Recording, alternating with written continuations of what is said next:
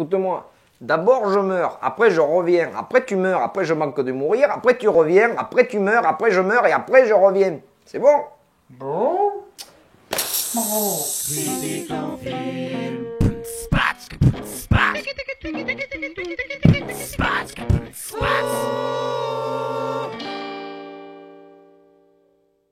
Bonjour, en ma qualité de scénariste français, on m'a fait venir tout particulièrement pour vous parler de The Amazing Batman, le nouveau film de Christopher Nolan. Stop, les gestes de main on en a déjà parlé et c'est Spider-Man qui est amazing, c'est pas Batman, c'est Oui, enfin, c'est du kiff-kiff bourricot. Hein. Certes, il n'a pas de rangée de grue, certes, il n'est pas bleu et rouge, mais il a quand même une amazingness à toute épreuve.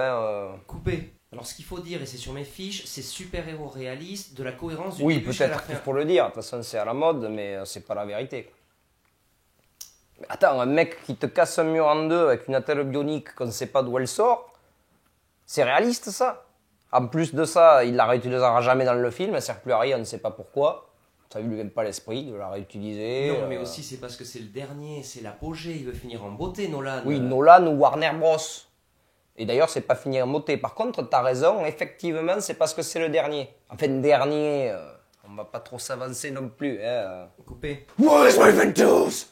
Ah mais si, on peut parler réalisme, allons-y. Sur sa dernière mort factice, j'aimerais bien savoir comment il fait. Ah oui, si, il a réparé le pilotage automatique. Bon, mais nickel. Mais dans ce cas-là, pourquoi il s'emmerde à aller la stabiliser, je sais pas quoi, il a qu'à la foutre dans l'eau dès le départ. Bon, peut-être, il avait peut-être un peu peur pour les poissons, plausible. Et encore que ça. Tu regardes sa gueule, juste après t'as la bombe, il reste 4 secondes. Je te fais un petit calcul rapide, sachant qu'elle explose à 6 miles de rayon, il faudrait que le bordel y aille à 7200 km/h. Ça commence à faire rapide, à mon avis, tu t'échappes de là, t'as un parachute en or massif, mais tu te râpes un peu le nez quand même, hein. Toujours à pinailler sur les petits détails, on s'en fout de ça. Mais non, on s'en fout pas.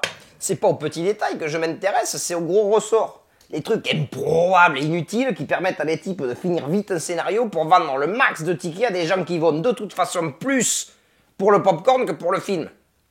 C'est ça que je dis, moi, c'est tout. Vas-y! On pourra aussi signaler que David S. Goyer, qui avait aussi écrit l'histoire du deuxième, qui est pas mal, a aussi été capable de nous pondre Jumper. Tu vois, c'est un type qui saute un peu partout. Bon, donc à titre informatif, le type, il n'est pas spécialement en forme 24 heures sur 24, tu vois. Coupé. Un petit mot sur les acteurs, peut-être. Oui, très belle performance du sourcil de la part de Tom Hardy. De toute façon, on ne comprenait rien à ce qu'il dit, donc il fallait bien qu'il trouve une combine. Un Alfred au top de l'intensité, il chiale une phrase sur deux. Et puis, bien entendu, notre star nationale à l'apogée de sa carrière. D'ailleurs, Gordon Levitt, je me demande ce qu'ils lui disent quand ils font signer le contrat, tu sais. Et bon, là, tu signes celui-ci, mais t'en as pour 10 ans. Hein. Il y en a 4 ou 5 qui s'en viennent, donc commence à bosser la voix déjà. Hein. Where's my Ventus? C'est un film engagé, Wall Street, la crise financière, sociale... Oui, d'ailleurs, Wall Street qu'on peut désormais pirater à l'aide d'une clé USB. Aucun problème pour faire rentrer 2-3 motos dans les locaux, mais sinon bien, ouais, engagé, de gauche. Je pense qu'ils ont d'ailleurs tous travaillé gratuit dessus. Puis toi qui es un vrai gars de gauche, tu vas la faire gratuite, ta critique. Ah mais aucun souci.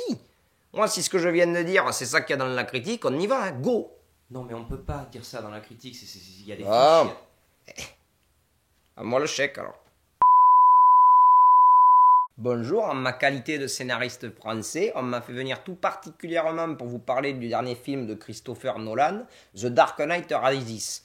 Donc que dire, le chef-d'œuvre de notre temps, un super-héros différent, proche du peuple, presque un drame social. Hein. La tension y est palpable à chaque moment, les acteurs sont au top niveau, un réalisateur donc au sommet de son art. Allez le voir, il est comme ça. Coupé. Super. Pas si à gauche que ça, le Jean-Marie, finalement. Pas très à gauche, c'est un mari. Abruti, va.